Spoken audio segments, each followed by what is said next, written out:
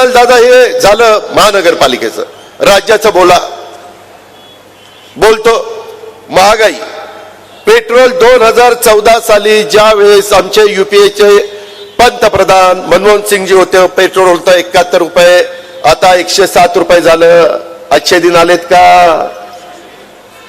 Diesel 56 रुपये होतं, 93 रुपये झाले. कुणी केले? भाजपने केले. अच्छे दिन आले का? नाही.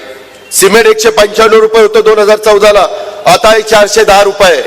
आहे का नाही? मग कुणी वाढवलं? भाजपने वाढवलं. अच्छे दिन आले का? नाही.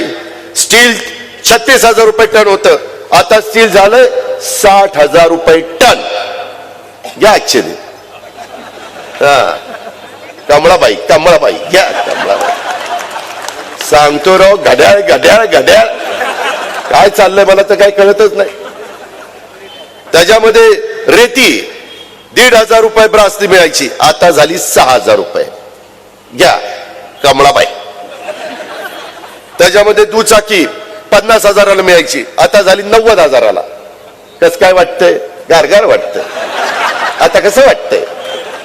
त्याच्यामध्ये गॅस सिलेंडर 350, महिला इथे एवढ्या बसल्यात, 350 सिलेंडर 1,050 झालं की नाही?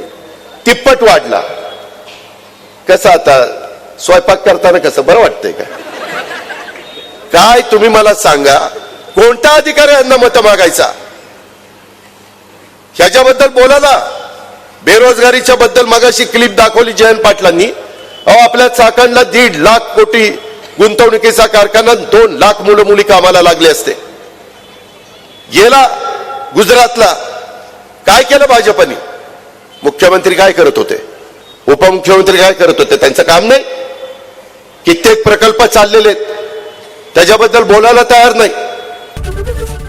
एबीपी माझा, उघडा डोळे बघा नीट.